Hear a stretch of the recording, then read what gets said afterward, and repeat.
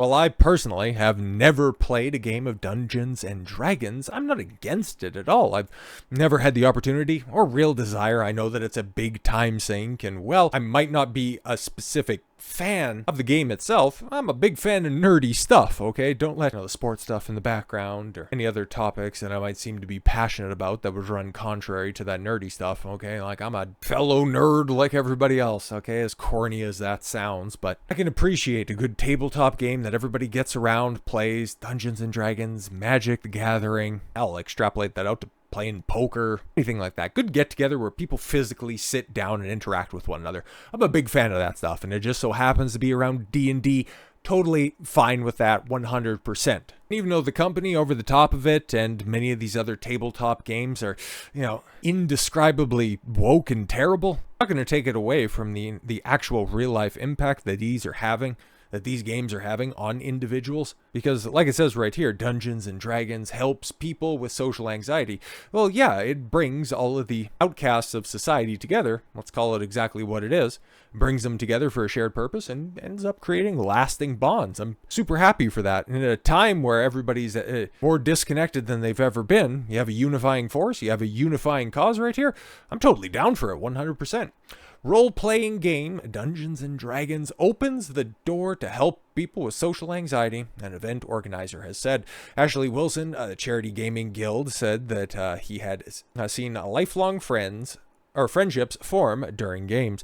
Charity is hosting a 12-hour game of D&D in Ipswich in November. Yeah, it's an older article, but it's totally fine. The D&D community is diverse and welcomes people from all walks of life. It is truly the most inclusive hobby in the world. And yeah, that's the thing, man. You like sword and sorcery type fantasy, want to LARP around in a two-dimensional world as I'm elf with an axe lobbing off people's heads. Like I said, I don't know the franchise all that much, okay? I'm not even going to pretend to know, but you want to do something fun with friends. If D&D is your escape with your friend group, that's great, man.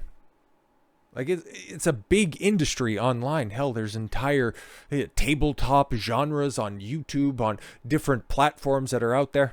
Stupid Critical Role was a huge thing for a long time that really popularized the genre and really reinvigorated a lot of people's appreciation for Dungeons and Dragons. It's a game that is, if your interest in it is high enough, you can find a game. I'm sure that there's probably a local DM that you could go hit up and you could find some friends just like that if you're so inclined. And even with a description that, yeah, it's the most actually diverse and welcoming communities that you can find yourself in, don't tell that to the people that are actually in charge of the IP, because oh my god, like what is wrong with a lot of these stewards that are out there ushering these IPs into the future?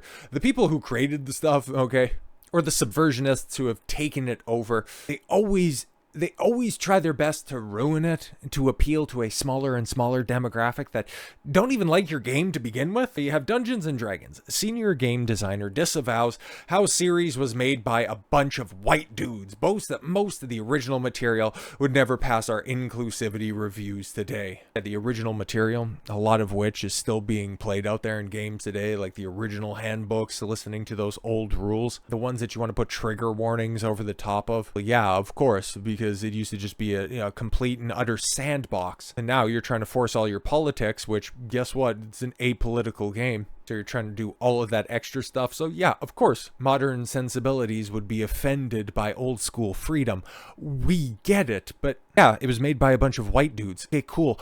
Why does that matter? Because even from the picture that you see right there, who generally plays this stuff? All right, a bunch of white dudes. That's fine. It doesn't matter at the end of the day.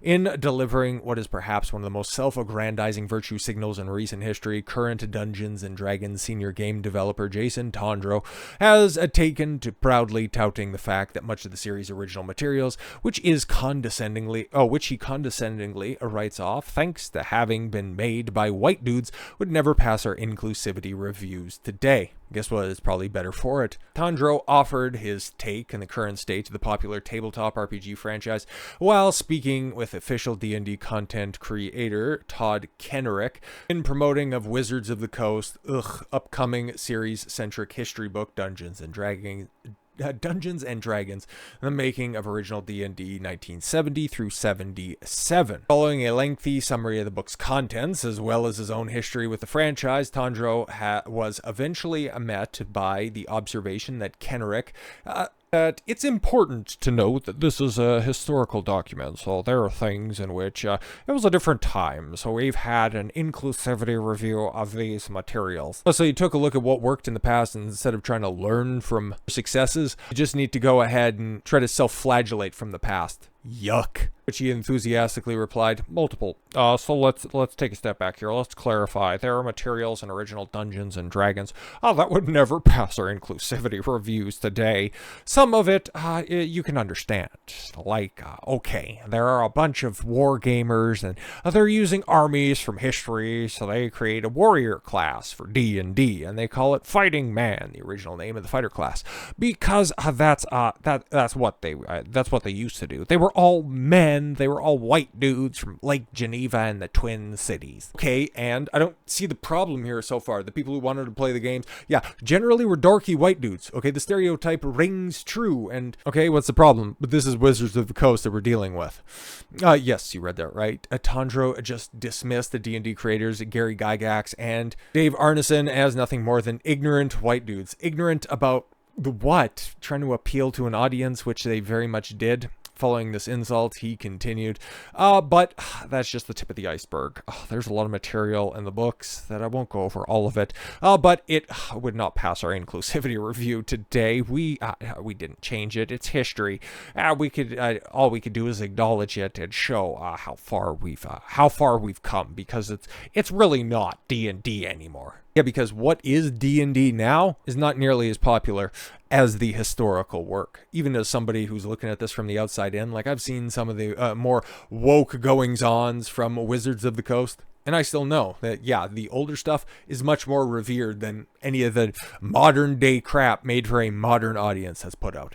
Turning his virtue signal max up to max brightness. Oh, that's one way to put it.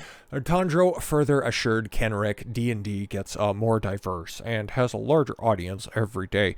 The more diverse the game becomes, the more people of different genders and ethnic backgrounds and faiths see themselves in the game. I legitimately hate that type of stuff, man. Like, right now, at least at time of recording, probably by the time that you see this video, I might be done, or at least, just rounding out some of the late game quests, but playing through Final Fantasy VII Rebirth, enjoying the hell out of it, really taking my time, in so much as it's a beefy game, but I don't see myself represented in really any of the characters that are up there. I'm not a giant black dude with a crafted cannon on his left arm. I'm not a wafy blonde guy with vaguely Asianic facial structure. Not a chick, not a cat. My favorite character, beyond a shadow of a doubt, is a red dog, and it's one of the most beloved, talking about the original game, one of the most beloved RPGs of all time. There's a lot of people that don't fit those descriptions, so the whole idea that you need to see yourself represented on screen, when has that ever borne out? When has that ever been accurate? Why? When has the most popular things in any given medium been the most popular things in any given medium because of representation? It's a myth, it's a misnomer, and it's the reason that franchises die trying to pursue the modern audience that actually doesn't care about this stuff. They care about good stories, the people that are willing to engage in your property, not the activists that are never going to pay you $1 but tell you that they desperately need this. The book is very interesting. I think it really highlights how far the audience has come and changed over the past 50 years, how it's played, who plays it, and who's created it. Yeah, in many ways it's created in the part and it changed the least because a huge driver in early D&D was fan creations, and that's still true today. Yeah, exactly, fan creations. And to just simply go back to that picture right there, those are the same people who have been playing it for 50 years. Not saying that it's the only people that have been playing it, but when you're trying to play a game, okay, you're going to have, by necessity, a very diverse cast of characters. You're going to have orcs, you're going to have elves, you're going to have warrior men. You're going to have anything and everything that you can possibly think about. No, no, no. The only thing that these freaks care about is, oh, what color is the skin of the people playing the game? It doesn't matter. It doesn't matter to the people that are there. It doesn't matter to the people who enjoy these entertainment franchises. The only thing that it does is for the people, the shepherds of these IPs, who are firmly and consistently driving these projects into the ground. But I really don't know at this point in time what it takes to stop them, but I know what we can do. Just look at them, mock them, call them silly, and continue to support things that you enjoy that don't enrich them. That's the best that I can do, and that's the best advice that I can offer to you.